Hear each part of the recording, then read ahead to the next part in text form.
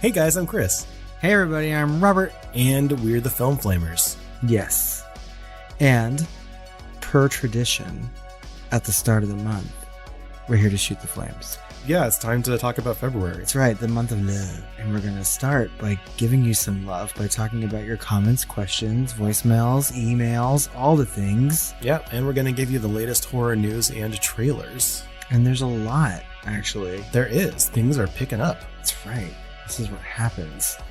We have all these years in January for them to release stuff like news and trailers. That's right. I felt like the floodgates have started to open for 2024, and it's starting to look kind of interesting. Yeah, I would agree.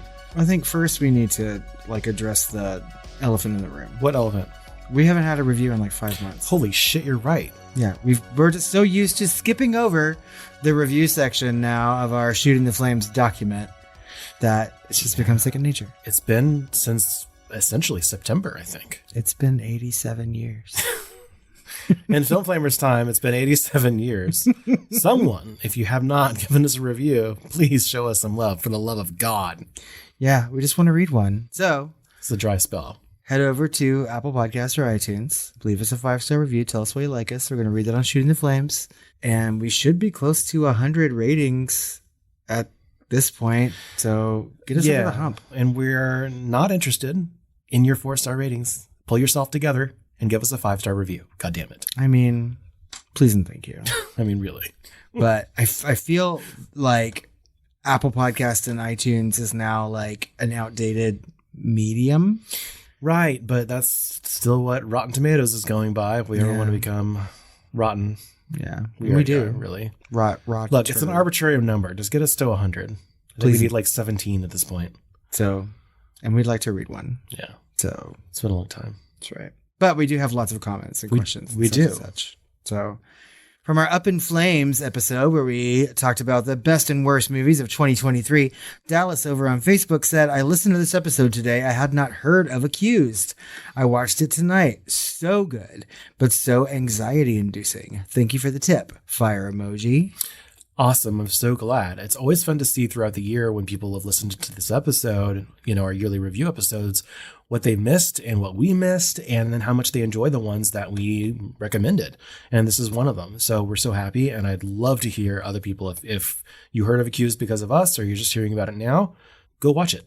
I've heard that it's on Tubi. Oh, okay. So that's sad. Perhaps that's a place that one could watch this movie. I would not suggest watching it on Tubi, because commercials in this movie seem really bad. Yeah. You need that tension. Mm-hmm. So good. Thank you for the comment, Dallas. Nikki over on Patreon said, I am so excited that I've seen 5 movies on this list, and even more excited that I have 5 I get to watch. Thanks, gents. I really like to know which ones are which. That's right. Let us know the 5 that you've seen and the 5 that you're going to watch, and let us know when you watch those other 5. Yeah, and we haven't gotten any comments that, as far as I know about The Oldest View, which is our number 1 pick. And I'd love to see what people thought. I did leave in that episode the link to those YouTube episodes in the show notes. And of course, you can just, search YouTube for The Oldest View as well. Definitely go watch that. I would like to support that filmmaker any way that we can. Of course. Anthony over on Patreon said, I'm a little surprised Knock at the Cabin ended up on here. Not to knock it. See what I did there? But it didn't just stand out as much to me. I enjoyed it and I appreciated the turns it took away from the source material, but after watching it once, I haven't felt the urge to rewatch it. However, I'm so happy to see Cobweb on here. What a sleeper hit.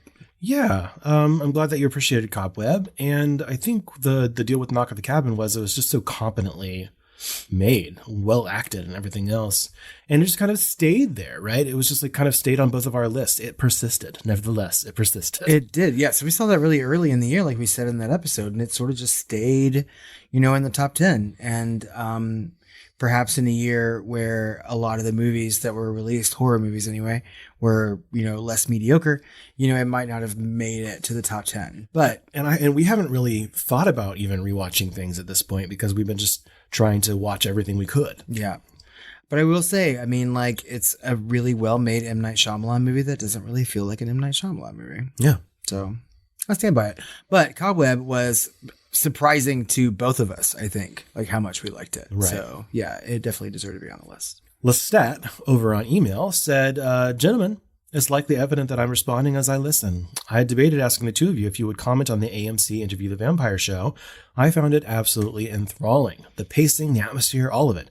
The performances, particularly the scene-stealing brilliance of Mr. Reed, are as good as any prestige television to date. It should come as no surprise that I often imagine having the resources to purchase 1132 Rue Royale. I say frequently that New Orleans is the only other city I will willingly live in again.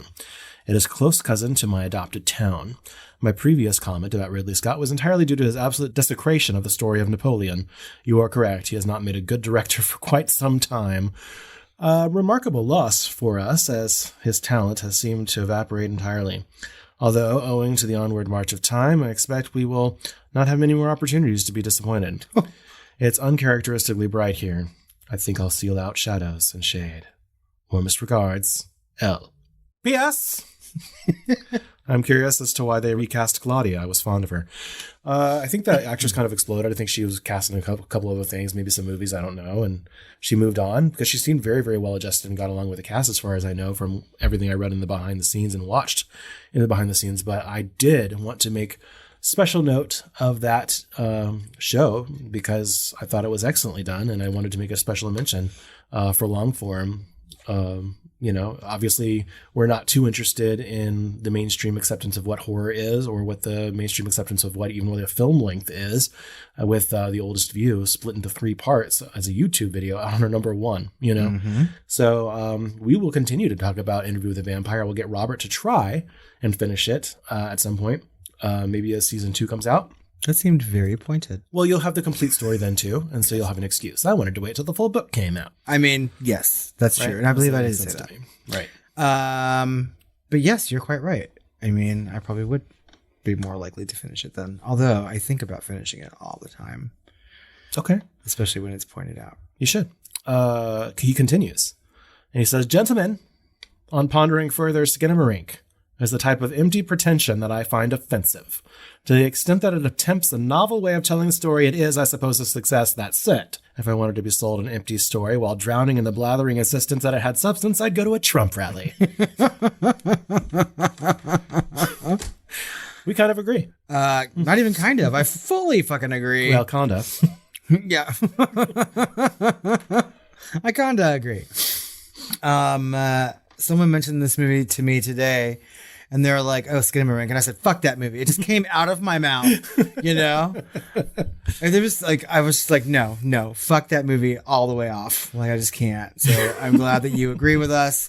I don't know why the scores of people out there are like, "Oh my God, it's the best horror movie last year." Because it's contrarian. But like we said in the episode, it was like, wasn't the intention, right? Yeah. And so I don't even want to blame the filmmaker. I don't think that he was maybe, potentially pretentious. I think he was just trying to make his own little, art film on YouTube, and it got crazy and just went out there. And of course, no one's going to say goodbye to the money truck that's backing up, No.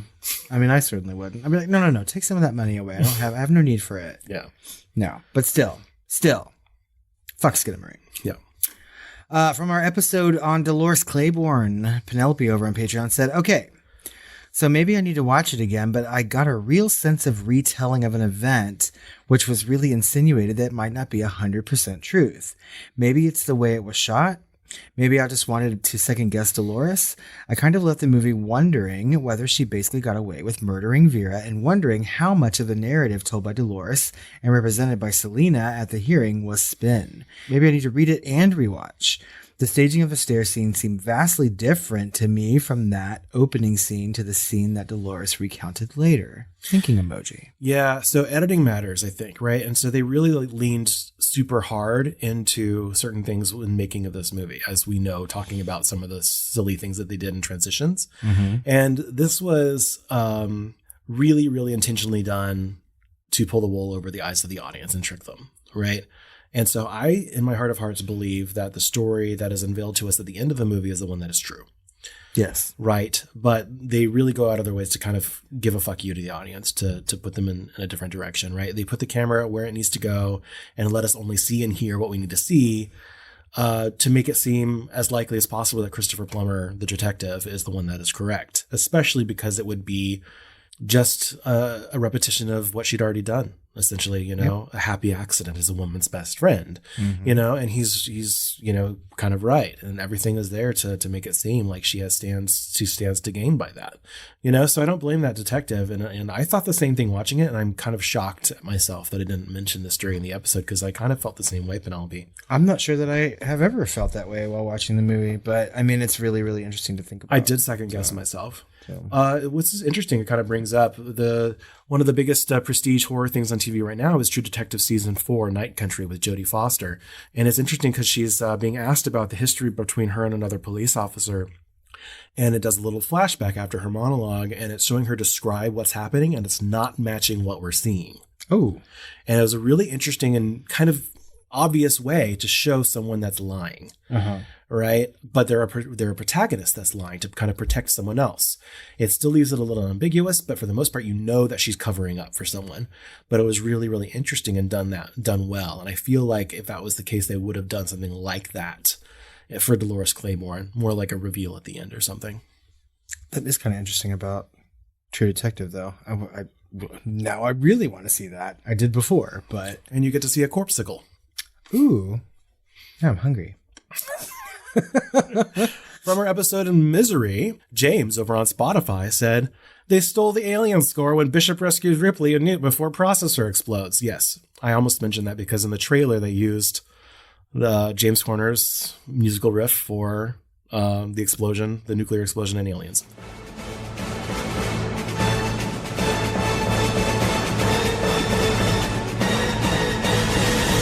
Which is the most used piece of music for trailers. Really? Yes. Okay. So everyone's stolen it. Yeah. Oh, we've done at least 2 or 3 movies where they've used that piece of music in their trailer. Or I know we've talked about action movies and horror movies back in the 90s used it all the time. Suhat over on Spotify said, Annie Wilkes, quote, "Throw it all out, except that part about naming the gravedigger after me. You can leave that in." Favorite quote. I don't remember that. When he's starting to rewrite the novel. Gravedigger Annie Wilkes. Oh, yeah. I remember that. Misery. I was thinking Dolores. I was still on Dolores. Except that part about naming the gravedigger after me. You can leave that. I chuckled out loud when I heard that. I was like, really? You're taking that as a compliment? Anyway, BattleBurrito over on Patreon said, "The new porn hotline music got a good laugh out of me. Having never seen this before, I was shocked by how modern and fresh this movie felt. Given the director's filmography, I guess I shouldn't have been surprised. The older couple in this movie was so fucking endearing." I'm so glad people agree with us on that. Yeah, and I had to switch the porn hotline music because we got pinged for copyright music on YouTube randomly. That's okay. I like the new music better, actually. So I tried to get something that was more accessible and legal to use, and so that's what we did. And also, it's fresh, new year, throwing something new in. Right. I like it. And speaking of fresh, obviously, I love that BattleBurrito thought that this movie was, modern and fresh as well. Yeah. Well, I mean, it feels that way, kind of. I think it kind of feels timeless. It'll stand the test of time. Because the whole point of it is that, you don't have access to phone and stuff like that. Mm-hmm. So, Joanne over on Patreon said, "Another great episode, gentlemen. Sheriff Buster and Deputy Virginia were delightful. I love that they were an older couple that could get it. Slightly off topic for this film, but on topic for Stephen King, The Dead Zone with Christopher Walken and directed by David Cronenberg. Nobody talks about this one, and it's a good film. Walken is heartbreaking as the main protagonist trying to deal with the very unusual cards he was given. Fun fact, as a kid, we got our birthday cakes from Walken's Bakery in Queens, New York. Great cakes. I didn't realize until I was older that it was his family." It's the first time hearing of it. Yeah, I didn't even know that. I've been to Queens. I used to work in Queens. The Dead Zone's a very, very good movie, and I think an often overlooked David Cronenberg film. I feel like a lot of people forget that he directed that because it is so different than some of his other filmography. And it sounds like a different role for Christopher Walken. Christopher Walken is very, very good, and it's a very quiet role. Usually when he's in genre, he is not the good guy. Nope. And it's a really good movie. You know what I mean? And I really, really love Stephen King. And I feel like every year we tend to do a little bit of Stephen King here and there. And some years we do more than 1 month of Stephen King. So eventually we will make it to The Dead Zone for sure, because that is a deep dive worthy movie. Kitty Kelly over on Patreon said, "In the middle of the episode, but had to pause because of a tiny flub about Kevin Smith. He wasn't actually working on the movie Wild West, but with the producer John Peters. ex-Streisand hairdresser, on a Superman film, which obviously never got made. I thought that's what I said. In fact, didn't I go into a Nicolas Cage anecdote about... Yeah, I think you were talking about he was making Superman, but ended up making Wild Wild West. Yeah, the producer ended up making Wild Wild West with his own ideas when Kevin Smith left the Superman project. Yeah, right. That's what I thought I said. Maybe this was an offline conversation where I explained it better. I don't know. Funny thing is, John Peters gave Smith 3 stipulations in order to greenlight the project. 1, no cape. 2, you can't call him Superman. And 3, the last battle scene has to be Superman fighting against a giant spider. The Smith movie was axed, but Peters still got his giant spider fight in the Wild West, which he produced. Lol. Yeah, that's what I said. You don't want to see my hand where my That's head better. be. That's better explanation, Kitty Kelly. We should probably hire you instead of me. Come write our copy. Tim sent us an email and said, Julia Roberts for the lead in Misery on Broadway? Big mistake. Big. Huge. I love Julia Roberts, so it may have been interesting to see, but Kathy Bates made that role. I mean, she won the Cock-a-Doodle Oscar. Wonderful episode. You guys are great as always. Tim. Thank you, Tim. And I agree. Hearing that Julia Roberts would have been on Broadway playing Annie Wilkes just makes me want to vomit in terror. Yeah, I don't think so, Tim. No one's going to get that joke. Born after 1990. God. From our Shooting the Flames episode in January, Nikki over on Spotify said, Bowie was super hot and opened my spirit to gender possibilities. Proud Book of Art is epic, and I need to add the show to my watch list. I'm sure you'd get listeners to volunteer their kids' reviews. I'm sure that we would. Yeah. I guess they could call in.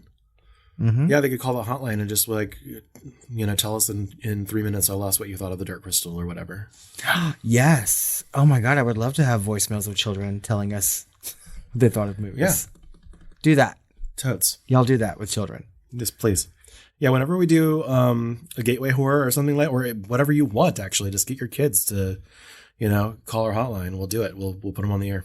Oh my God, that'll be so adorable. They'd love it. They'd hear their little voices. That's right. So adorable and cute. I would try not to say curse words around that part so you could play it for them.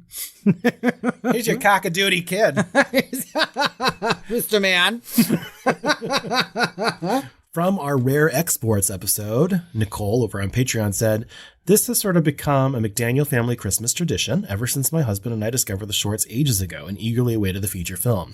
We drank a lot at the time, and it is definitely a movie if you're sober, but we crack jokes with the kids and still have fun with it every year. It also led us to discover the Nazi zombie movie Dead Snow, which I did not know was a whole subgenre of zombie movie now. Is it? Is it? I just knew about that one. I knew about Dead Snow, but it's like a genre? Is there like snow zombies now? Or is it Nazi zombies? Game of Thrones? I don't know. So I watched the 2 shorts. To me, were far superior than the movie. Like, I really, really enjoyed the shorts. I need to go back and watch them. But it's interesting to me that these snowy movies, no matter how violent or weird or dark they are, they're really good, like, fall, winter weather, curl up on the couch movies. Like someone... I forget where I saw it, but someone had reviewed Misery and said, like, this is oddly one of the most comfy, cozy movies to watch, like, in winter. Like, just put on the fireplace and put on Misery like you're in a cute little cozy living room and they're surrounded by snow, like, the whole fucking movie, Yeah, I mean, and I agree. This is why I like Christmas horror movies, too. You know what I mean? Like, it doesn't really get super, super cold in Texas for long periods of time. But when it's chilly outside, like, I would like to put on something that's like winter-esque and just be completely warm inside and watching it. It's super comfortable. And I get that, you know, love it. From our episode on The Green Knight, Bennett over on Patreon said, got some thoughts and questions for you, Tired Queens, on this one. 1, my friend who took me to see this at a theater lovingly referred to it as Knights of the Round Table on acid. 2, I thought I read on Wikipedia or something that the original story actually features Sir Gawain and Joel Edgerton's character sharing more than one kiss. Like every time Sir Gawain is asked what he's received during his stay, he just kisses the other guy or something. 3, speaking of Joel Edgerton, yes, believe it or not, he did play Ramses in Exodus, Gods and Kings. Yep. But the year before that, he played Tom Boucheron. Buchanan.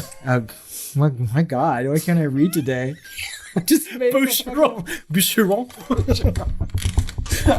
From a novel that I've read 1,001 times. He played Tom Buchanan. He played...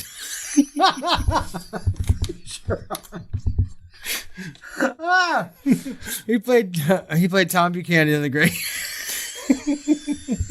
I'm leaving all this in.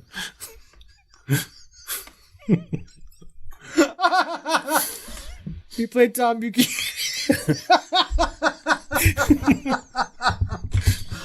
Okay, he played Tom Buchanan in The Great Gatsby, which seemed like a good fit for him. He also directed that true life gay drama with Lucas Hedges, Boy Erased. Oh. He's got at least some talent. 4. Don't know if either of you have seen The Last Temptation of Christ, but the last act of this film sure reminded me of the ending of that one. 5. Yes, Dev Patel was in Slumdog Millionaire, kind of his big break, you know? And yes, he has definitely grown more foxy with age. I remember seeing him in Lion and thinking, this twink's getting some muscle now. Yeah, and he has a movie coming out that he's directed. Yeah. And it looks good. It's like super actiony and violent. Yeah. Yeah. It looks really, really good. I forget what it's called.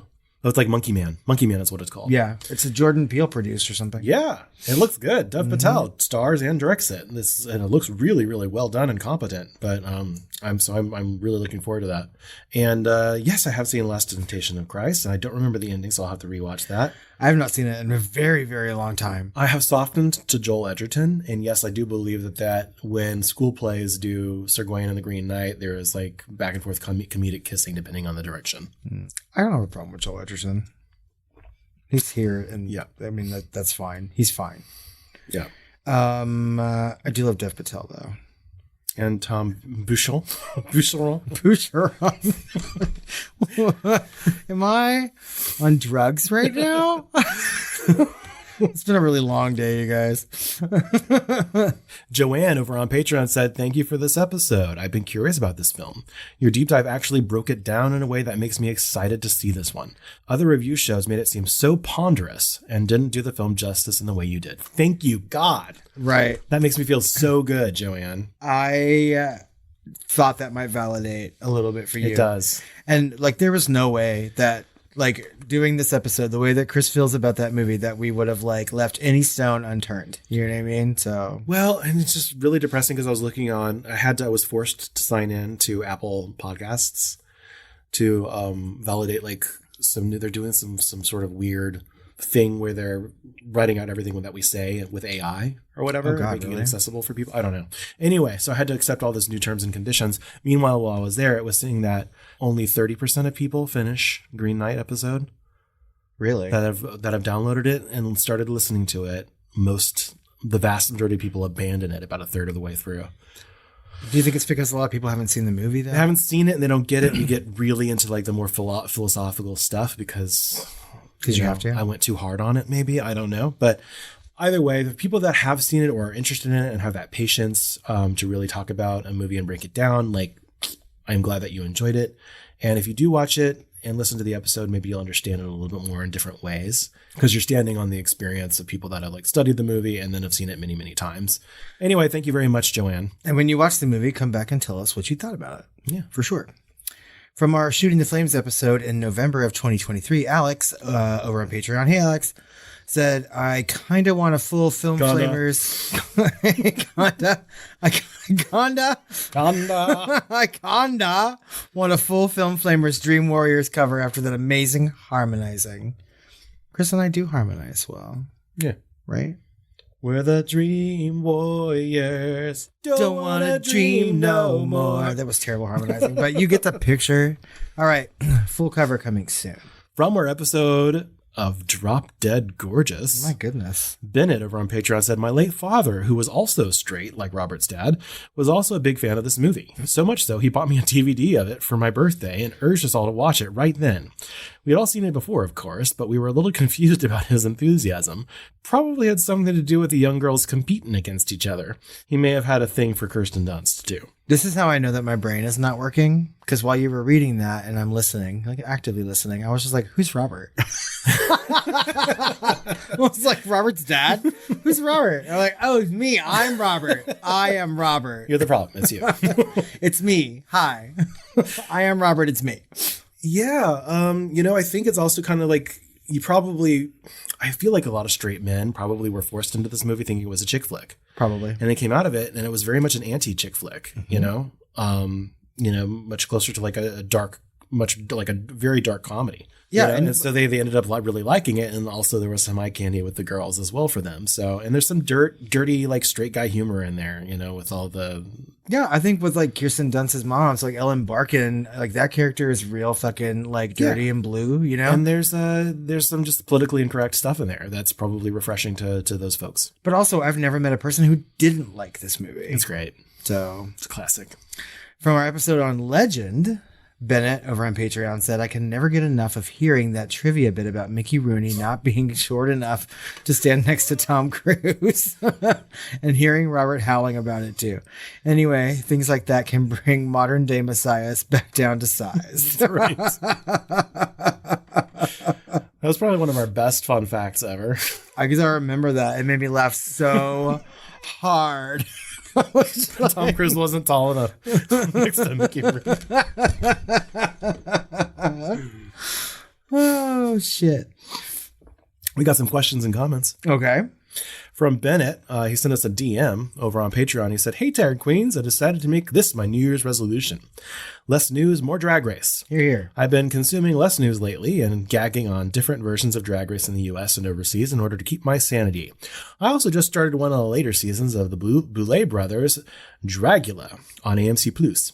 I was also told to start with season 4 since that's when Shudder picked up the show and they actually got a budget and started to give out RuPaul money to the contestants. Anyway, I bring this up because one of the contestants is a woman who goes by the drag name Sigourney Beaver." Scroll cover. "When I heard her name, I immediately thought of you two. Yes, as you should. Sigourney Beaver. Now I need a fucking like plush doll with like a beaver just up as dressed as Sigourney Weaver. Sigourney Beaver."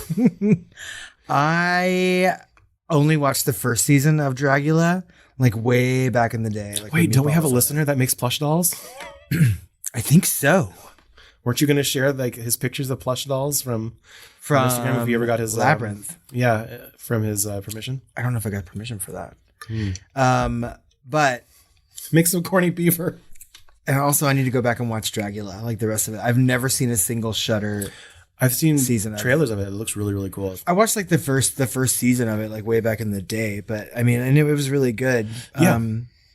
But I do love me some Drag Race. Although, Bennett, if you're watching the current season of Drag Race, so far it's really not so good. So I have never watched Drag Race. I have seen clips and stuff, and of course I follow like Trixie and Katya and a couple of others. I see, I like the little games they play where they're impersonating people. Mm-hmm. So I'll watch clips of that. Oh, Snatch Game. But all like the stupid interpersonal like drama behind the scenes and stuff. Like I'm not a like a reality show person. I can do without some of the drama. In fact, when it gets a little too catty and they're fighting too much, like it actively makes me anxious. Like I don't like to watch people like argue and fight and be mean to each other on TV. I just don't like it. So I don't watch, like they have another show called Untucked where it's just them being like bitchy to each other behind the scenes. And I'm like, I can't do all that. Like I'll just go to Walmart, But I mean, I love Drag Race. So less news, more Drag Race. I fully support that as a resolution. In fact, I did that last year. Okay. So I think he sent us an email saying, taking advantage of a snow day, we're watching Alien Covenant to complete our series watch with the oldest. I have watched this movie at least 4 times. How did I miss the love storyline between Lope and Hallett? Now I need to go listen to your episode again to see if you discussed it, and I'm mad at myself for missing it. Oh, yeah. We did that Patreon, right? And then we were like, actually, this is good. And then we went back the year later and did the deep dive. Mm-hmm. So yeah, I think we did mention several romances going on behind the scenes. In Covenant, yeah, we did, because it seemed like everybody was a couple, and that was the point, right? Because they were all going to like, including a gay couple. Mm-hmm. Yep, that's right. From our deep dive into The Thing, Alex said, "Totally love y'all gushing about this movie. When I first befriended Robert, he made me a list of must-watch horror movies that I somehow had never seen, and this was on the top of the list. Absolutely loved watching this masterpiece of tension and practical effects for the very first time a few weeks ago. I also ended up watching the rest of the Apocalypse trilogy shortly after.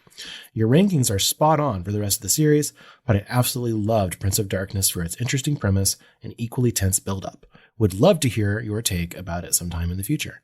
Well, we'd love to do the Apocalypse trilogy. We're probably going to do In the Mouths of Madness or whatever, and Prince of Darkness as a dual deep dive one month, I'm sure. That's right. And I recently rewatched Prince of Darkness because I had not seen it in a very long time. He gushed about that one. He kept saying like how good it was, and I think he gave it like 5 stars over on Letterboxd. And I was like, all right, I've got to go check it out again to see. And it's a really good movie. It's a lot more interesting as an adult because I watched it more often when I was a kid. So, but I'm really glad that you liked The Thing, Alex. And why would we lead you astray? Like, honestly, The Thing is like one of the best horror movies ever made. It's definitely in my top 10, I think. Yeah. Of all time. We have some voicemails. Okay, let me hear 'em. My God. My God. There's one from a Boucheron. There's one from Beignet. Hey, Tired Queens. This is Bennett calling today with a hot or strong, should I say, strong recommendation for a movie that I'm recommending to you as a fellow gay guy. It's not a horror film, but arguably something horror adjacent to some degree. It's a new gay drama called All of Us Strangers. It is a indie gay drama that stars, I'm trying to remember the cast members' names, Andrew Scott, Paul Mescal, who is a real up-and-comer right now, Jamie Bell, and Claire Foy. They're the 4 main cast members in the story, and actually the only cast members with any speaking parts, believe it or not. Reason I call about this is that it is a film that I just saw it last night, and I'm still thinking about it today, and anytime I think about it, I still choke up thinking about it. It was such an incredibly powerful experience, and it is partly a gay drama, but at heart it's really a ghost story. That's all I'm really going to say on that. I don't want to give any spoilers there, but anyway, highly recommend it. Had a profound effect on me. There are some subject matter in this. Maybe I can mention it later, but describe it later in a shorter message. But there's a lot of subject matter in this film that hit very close to me, not just as a gay guy, but as someone who lost a parent as a teenager. Any story that deals with something like that is going to hit home for me. And the fact that it deals with a gay character who is speaking to his, let's call them supposedly dead parents about how they raised him, makes for a completely different layer of profound experience there. Something like that. Sorry, I'm not really, I'm still choking up about thinking about it, so I'm not speaking as clearly about it. So anyway, hot recommend for you there. Bye. So that's one of 2 voicemails from him. But yeah, I saw this trailer because we always look at trailers that we're going to include on Shooting the Flames, and All of Us Strangers, it kind of seemed like I heard about kind of a ghost piece to it or whatever, but we decided ultimately not to have it in Shooting the Flames. And it still seems like the right choice. But I love Andrew Scott. Enjoyed him since Sherlock, where he played Moriarty. And then, of course, later on, Fleabag Season 2, he is excellent. And he's been in a lot of other things as well. But I saw the trailer for this and I watched the whole thing and I was like, I need to see this. I filed it away. And so I'm glad that you reminded me, because obviously if it affected you like that, then it's like, it's up my alley as well. So thank you very much. I'm looking forward to that. That sounds like an excellent cast and an excellent premise. I have heard nothing but good things about this movie. Yeah. Like patron Alex went to go see it actually. And they said good things about it. So yeah, it's like super, super high on my watch list. It's not playing anywhere close to our side of the Metroplex. One would have to drive what would feel like an eternity to see this movie at this point. But I really, really want to see it. So, and also very sorry to hear about losing a parent at such an early age. So yeah, our condolences. He sent us another voicemail. Play it.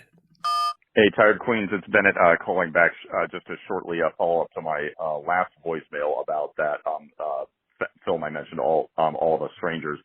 If I didn't say before, I'm the kind of person who really built up their emotional guard over the years in order to protect myself as a gay boy.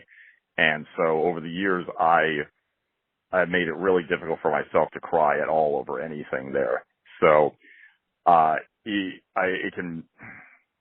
trying to get my words together here. This was a kind of film that not only had me cry, but I mean, there were a couple of moments throughout a couple of particular moments through this film that felt touching, and my eyes started to water, but they not like fully cry. And it happened a couple of times. But by the end credits, man, the dam on the waterworks broke, and I was a blubbering mess, and I needed several minutes to collect myself afterwards.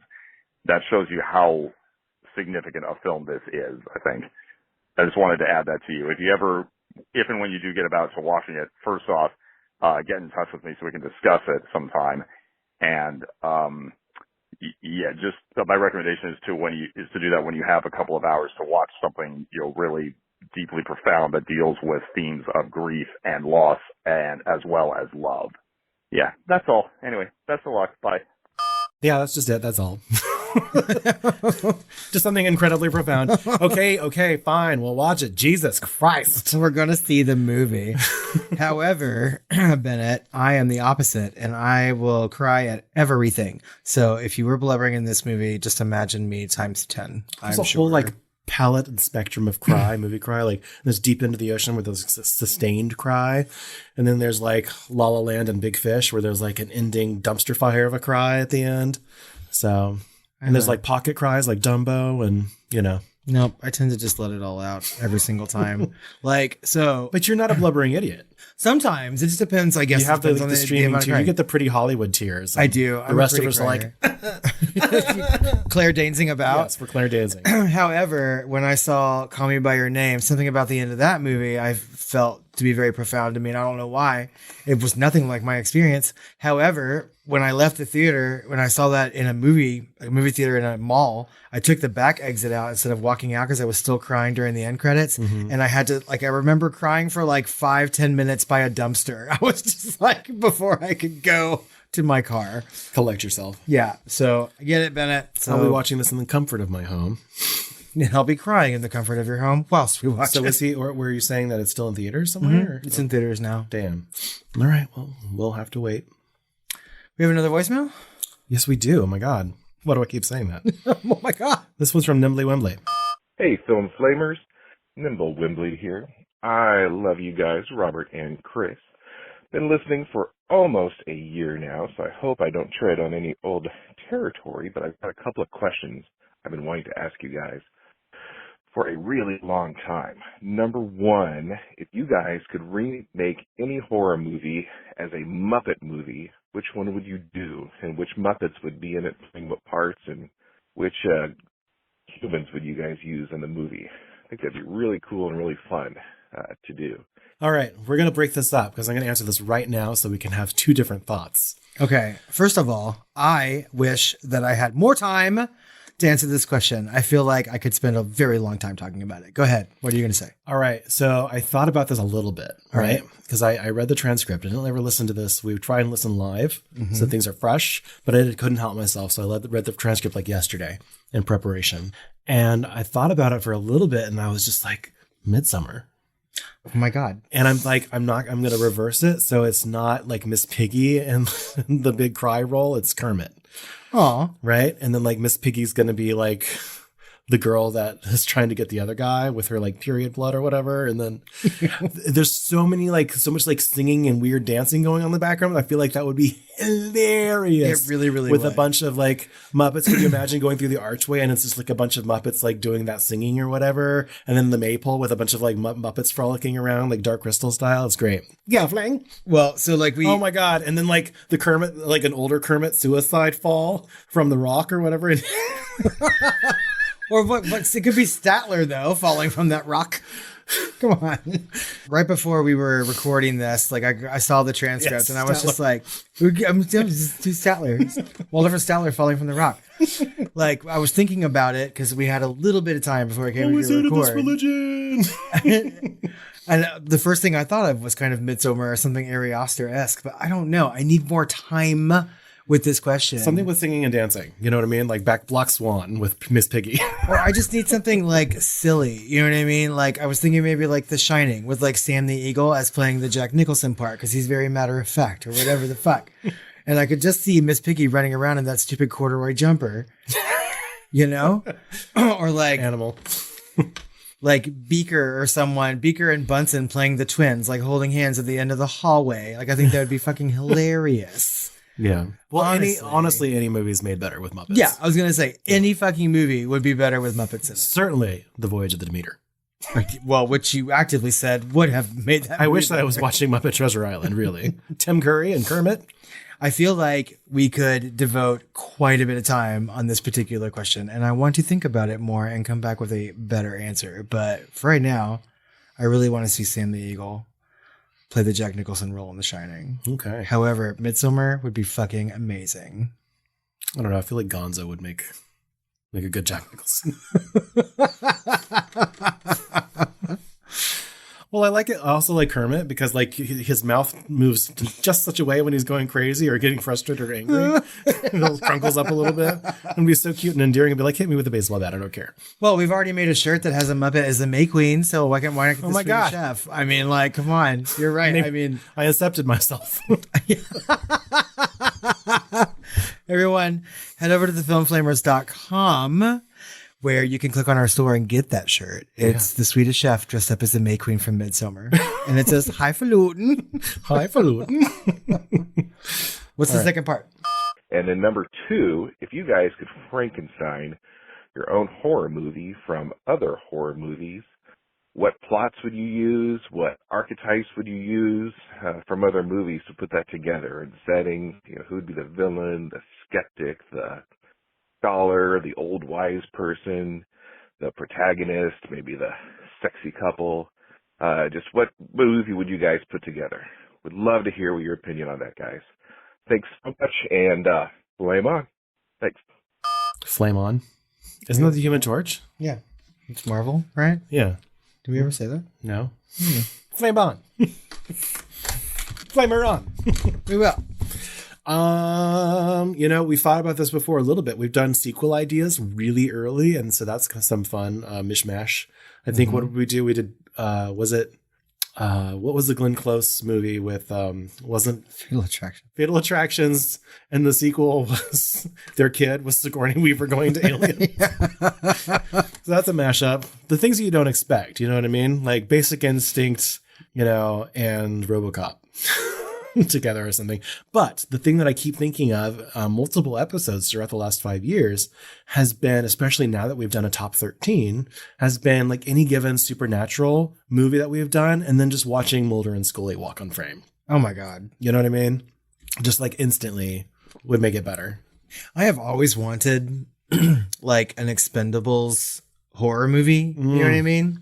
That has like all the iconic like slasher villains in it. Oh, and Linda Hamilton and Sigourney Weaver and like all these final girls mixed together, and then all the different like slashers Curtis from their movies, right? And I feel like there's kind of a book like that came out and recently. Some British girl answering a phone going, hello. Hello.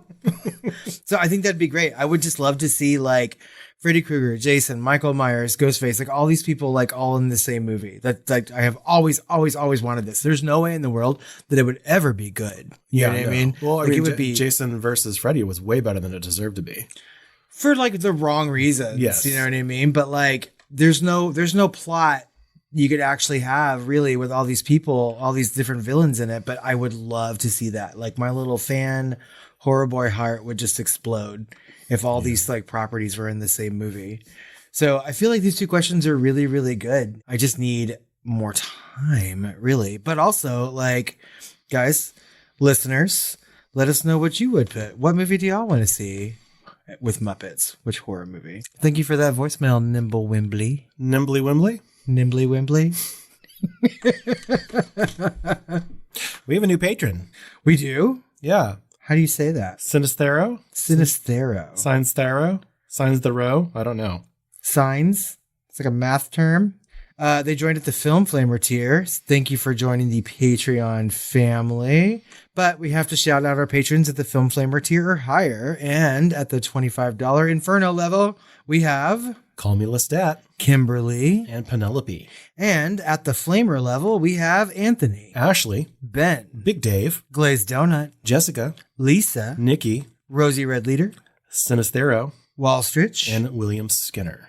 But especially Wallstritch for coming back to the family and pledging for a full year. So Right. you have a lot of bonus content coming out for you, Wall Stitch, all year long. And of course, Sinistero and Call Me Lestat sent us some good stuff too. That's right. Call me Lestat, your emails. You know what? Thank do you, that. everyone. It was a great month for commentary.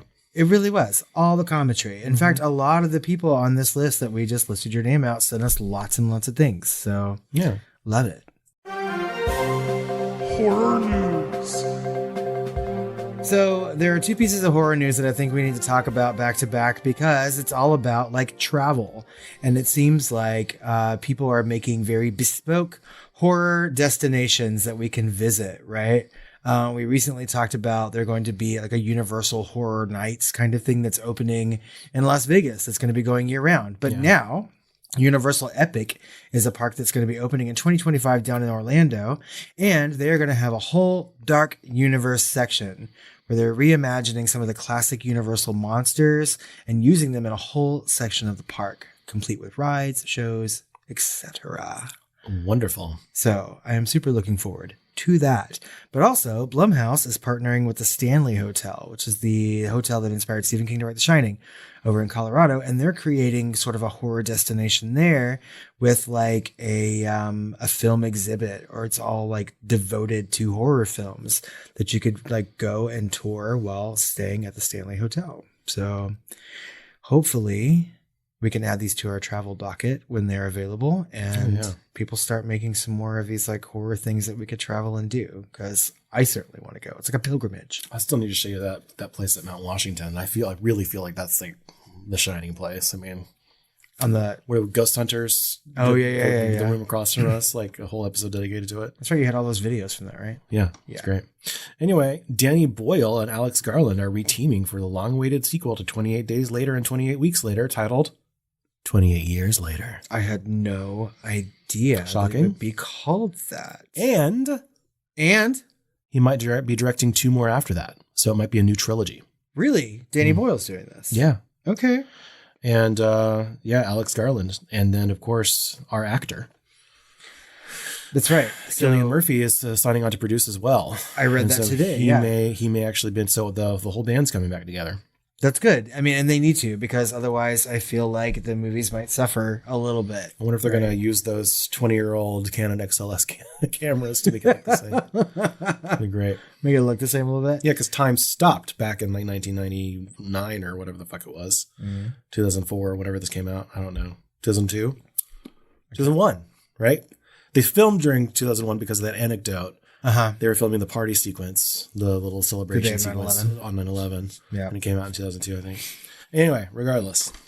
I mean, I would love to see more from that story, you know what I mean? And like, but where are they going to go after 28 years later? 28 decades later? I don't know. I think it's probably going to be a trilogy taking place at the same time 28 years later. Okay, well, I'm fine with that too. 28 years later. Again. Honestly, they just had me at Danny Boyle and Alex Garland. Really? Any sentence that you start with that, I'd be like, what? In Gillian Murphy, yeah. You've perked my eardrum. That's right. Picked it right up. Next up, we've got some really, really good news. And that is David Gordon Green has exited the Exorcist sequel, and Blumhouse is searching for a new director. That's the best fucking news I heard all day. Right? Good Lord. David Gordon Green needs to be stopped. And he has, apparently. Yes, So he has good. been stopped by his own success. Or lack He thereof. can't hurt us anymore. That Exorcist movie was just shockingly fine. It was, that's it. I don't even, do we even talk about it on Up in the Flames? I can't We remember. did. We talked about the franchises. Yeah. So yeah, I don't know. When I heard that they had taken him off the directorship of that, I was like, good. Blumhouse, stop trusting this man to ruin perfectly fine franchises. Honestly, I don't think they should even search for a new director. I think they just drop it. Like, I don't know how much money they've already spent. Right. I'm sure a script has already been written or something like that, but just stop. Scrap it. Yeah. You did it. You made a movie. People saw it. Most people didn't like it. Like, yeah, don't do it. And then Halloween, people are very mixed on, his movies. And so I'm just like, that was kind of a passion project that kind of went out of hand to me. Yeah. And then, he was like, oh, I can do I can do for this franchise what I did for that. And it was more about money and business, I feel like, than him being passionate about something. But I'm just guessing there. Well, why does it have to be a trilogy? You know what I mean? Because that first Halloween movie, was okay. I didn't dislike it. I liked it, And then as the trilogy went on, I was just like, okay, none of this needed to happen really. And from the get on this new Exorcist movie, that's what I felt. I was just like, it's a movie, but did we need to see it? Did it need to be made? And for me, the answer is no. So bye, David Gordon Green. We barely knew ye. Bye. Or maybe we knew ye too much. Coming soon. So we have a lot of trailers to talk about, and the first one is a movie called Lovely, Dark, and Deep, which is coming to VOD in February. Which VOD, we don't know, but it's coming out soon. Yeah. Obviously, this is February Shooting the Flames, so. And it seems like this movie got some festival love, like it played at Fantastic Fest and things like that. Kind of sad that it's just video on demand versus theatrical, or a big studio didn't pick it up. I don't know if it's XYZ or... I think it was XYZ or Neon or something like that. So, but like the trailer looks good. I mean, it seems like some sort of like cosmic folky kind of horror. It seems to be about a park ranger in the national park. Yeah, it's about the Appalachian creepypasta stuff. Yeah, and then people like have gone missing or whatever, and there's like some big cosmic event happening, and there's like people crawling all over trees and in the background. It does look kind of frightening. It does. And seems like something I'd like to see on the big screen, but watching movies from your house is very similar to that. So, but yeah, there's one particular moment where there was something on someone's face, and I was like, oh, what is that? So I don't know. Check this trailer out. Next, we got Stop Motion, which is in theaters in February. And this is about a girl that's making her own movies with stop motion, and it's going into the creepiness of stop motion. Are they where you left them? Have they moved in between frames? Are they escaping the set and doing their own thing? Or is there folklore behind some of the stories that you are shooting about, given to us by a creepy little girl? I don't know. You'll have to watch this movie. It'll be in theaters this month. And I don't know, like, the thing that makes this particular trailer off-putting to me isn't the plot or the seeming plot of this film. It's the little fucking stop-motion puppets. Little Muppety puppets. Like, they look like Mad God. They look very Mad God-ish, right? And then there's going to be stand-ins. It seems like they're hinting that there's going to be real life, kind of like full makeup stand-ins for them. Right, like a life-size Yes. one. Yeah, so I'm here for that. I'm here for these little puppets because they look kind of frightening. The rest of it, seemed very matter of fact, and that we've seen it before. You know what I mean? Like, I don't think they're treading on any new ground here. Seemed very high concept. Yeah. Fill in the blanks for the high concept type of movie. So I mean, like, visually scary. We've been there. Yeah, exactly. Haunted pool, That movie, Night Swim, has just come out this month, right? It came out in January. It is already available to rent on Amazon. That is how much money it made. Nice. Good Lord. Next up is a movie called Immaculate, which is coming to theaters in Smarch. Right. And this is about, it looks like a nun who gets preggers. Mm-hmm. Sort of like the Immaculate Virgin, the Immaculate Conception, right? Like Mary. But you can see it looks little Rosemary's Baby in a convent type of situation. There's some priests or whatever, or nuns that have like red veils and stuff. And there's some really creepy imagery, and looks kind of interesting. So it'll be interesting. It might go the way of like the Pope's Exorcist, which a lot of people liked, but kind of flew under the radar. We still didn't see in 2023. Still one of the ones that flew under my radar and slipped through the cracks. Hopefully this doesn't do that. And I'm hoping that I'll hear that it has great reviews in March, and we can go and be excited about something. Yeah, I mean, I'm kind of intrigued by the plot. Like a nun obviously should be a virgin, right? And being pregnant. But I don't know. Again, it just seems like something that I have seen before, or at least experienced before. And religious horror is not always like my go-to, but I don't know. I'll give it a shot. Next up is a movie that I am actually very, very excited for, and it's called Abigail. which is coming to theaters in April, starring Melissa Barrera and Dan Stevens. I love Dan Stevens. He's so dreamy. Yeah, he's super eclectic. I loved him in The Guest, one of our best Halloween horror movies. And of course, he's played anything from like Crazy Mutants and Marvel TV to Beauty and the Beast's Beast, to Downton Abbey, right? Downton Abbey, So yeah. he played psychopaths, villains, heroes, etc. Super eclectic. I still haven't seen one of his that came out on Amazon a couple years ago, like Antlers or something, or whatever the fuck it was called, or The Ritual. I forget which one of those he was in. Oh, the Netflix movie? Yeah, whatever it was. Anyway, Abigail. So this movie starts out, I was just like ho-hum watching this trailer, right? And it's like it's kind of a kidnap movie. They're kidnapped this like rich person's daughter, I guess, or I something. really thought it was like Taken. Yeah, I was like Taken, Yeah. right? And then it turns out the kid is a fucking vampire and they're locked in this goddamn house with her. And it's like Megan all over again, but like vampire, and it's fucking great. And like this trailer has me so excited. I cannot wait for April. I mean, for real though. For multiple reasons now. When you sent me this trailer when it was first released, and I started watching it, and I was just like, why did he send me this? Like, Taken? Like, did he even watch it? And then like when the little reverse happens, and I was like, the fuck is this? And I got so happy. And then I saw the directors. And so the directors of Abigail were the people who did like Ready or Not, and the most latest Scream movie. Yep. And I feel like they really make the kind of horror movies that I like and want to see. Yeah, hence Melissa Barrera, who's from the Scream franchise now. Yeah. Exactly. And so, well, it was. But Womp womp. so I'm just really excited about this movie, and I feel like I'm going to be very excited about these directors for quite some time. Yeah. They've like reached this like Jordan Peele level where I just get excited when I see his name. However, unlike some Jordan Peele movies, like I have yet to be disappointed by them. I really liked the latest Scream movie. I thought it was enjoyable Yeah, it was and good. fun, and it made some changes. Didn't quite hit either of our top 10s, but No, but it came close on mine. And like I really still love Ready or Not. Like when people ask me about recent horror movies to watch, I'm like, go watch this one because it's really, really good. And this movie looks like a lot of fucking fun in a way that they can tell a movie. Like it looks really tongue in cheek, very, very funny, right? And still incredibly gory and scary. Yeah. So bring on Abigail. Come on, Love it. please. definitely the one I'm most excited about on this list. Yes. Next up, we've got The First Omen, which I'm assuming is in the Omen franchise. That's a prequel.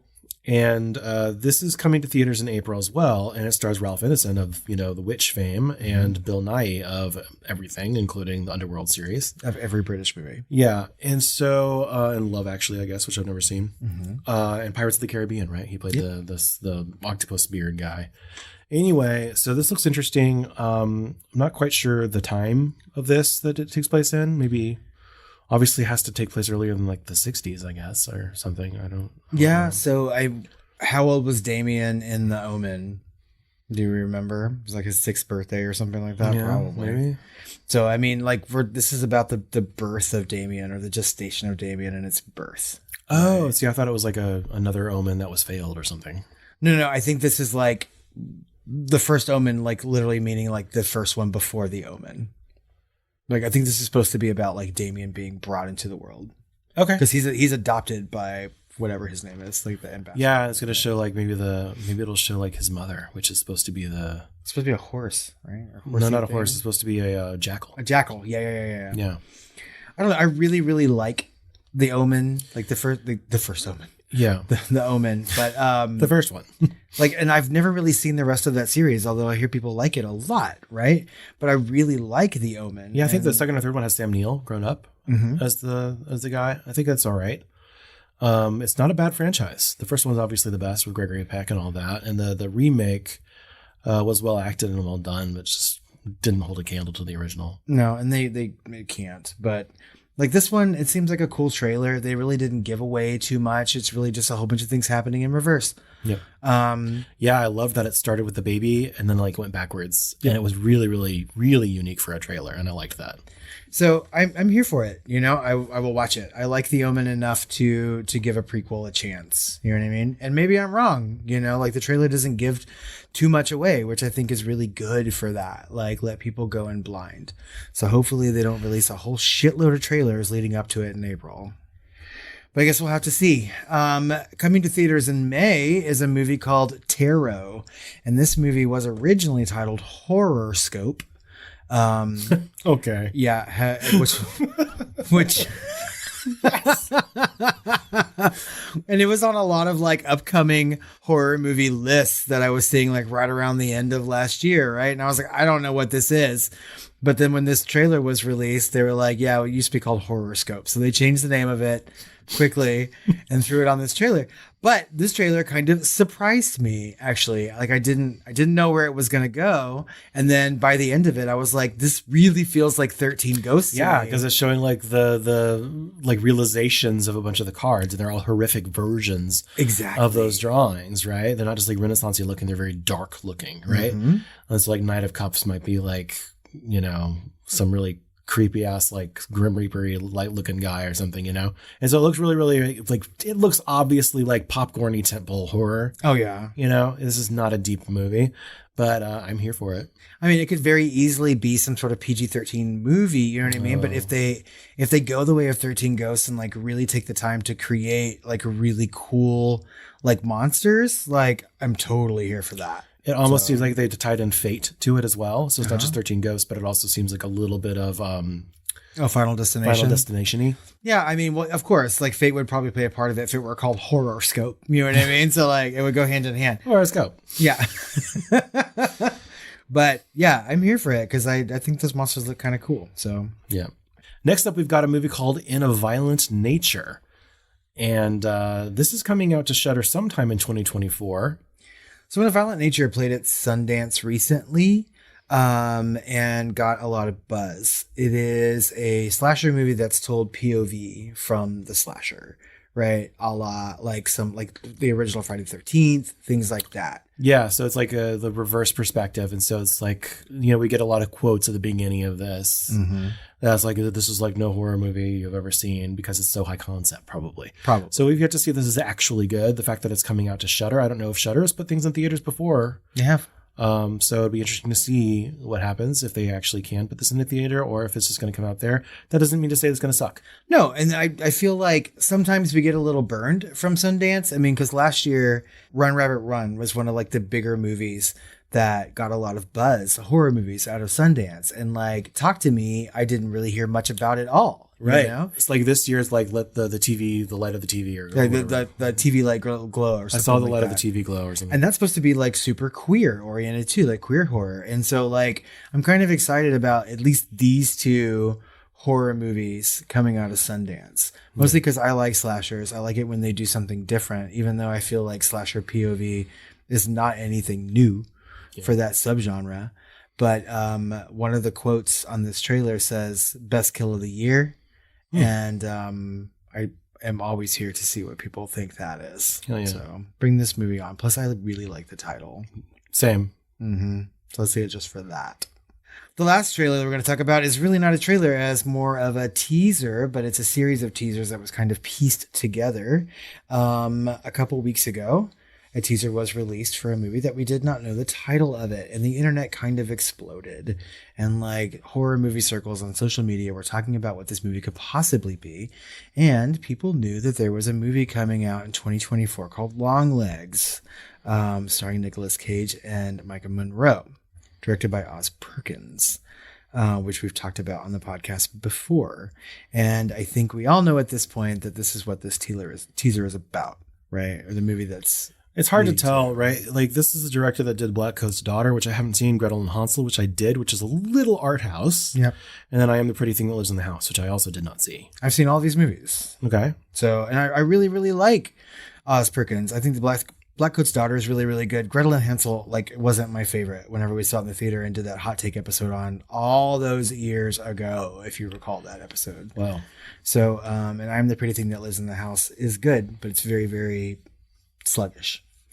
But so they all kind of, is that the common theme? A little art house-ish, a little pretentious? Yes. Yeah. All right. So, you know, and this is also starring Nicolas Cage, who can also be a little pretentious. Mm-hmm. And Micah Monroe, of course, from It Follows, who we're going to be doing, you know, this month. That's right. We're not going to be doing her. We're going to be covering her. Well, and she was in that movie that we saw the very first time that we went to Overlook. That was the first night ever Overlook. We watched the opening night movie and then we saw that one. And God, what was Watcher or something like Watcher, that. Yep. Yeah, and that movie was so good. Yeah.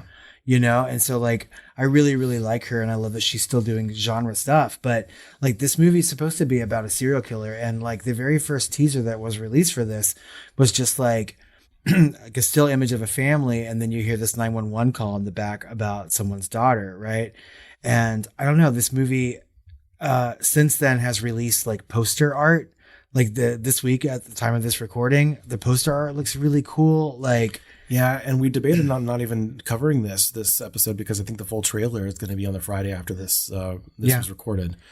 So they are marketing the shit out of this. They really are. They're really trying to drum up some intrigue around this movie. So it'll be interesting to see if the trailer actually exposes a little bit more of the narrative here because I'm just not seeing it.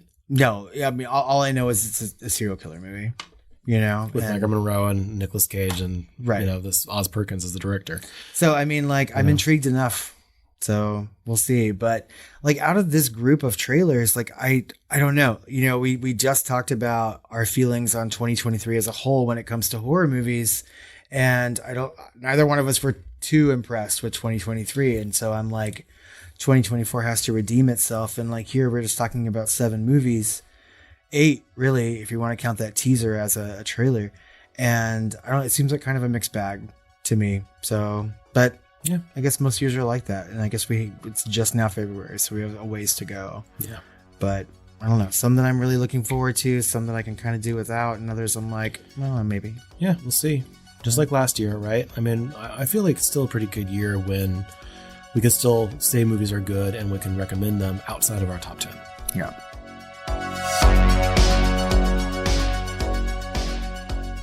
Well, I think that just about wraps up this month's Shooting the Flames. As always, we would like to read your comments and questions.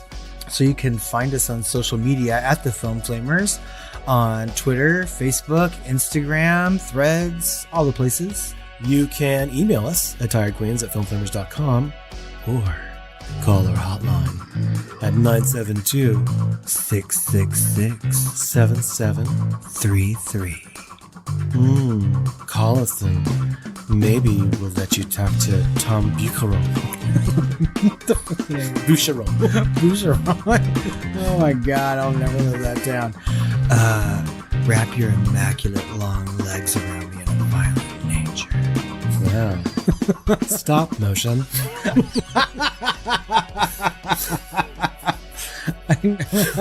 Down your commitment to stop motion. Boucheron. Lucky I don't get embarrassed. I've seen your horoscope. I prefer tarot.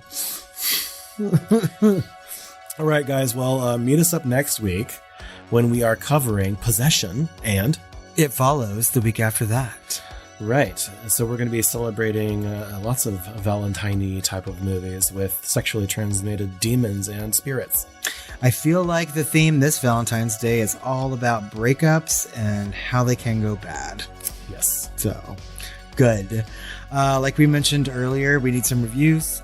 So anywhere you can leave us one, do that, please. But especially over on iTunes and Apple Podcasts. And if you'd like to join the Patreon family, and we know you would like to, we can read your name on the next Shooting the Flames, head over to patreon.com/thefilmflamers, where I don't think that we've decided what our bonus episode is this month. Could it be a poll? Who knows? Head over there and find out. Don't be a Boucheron.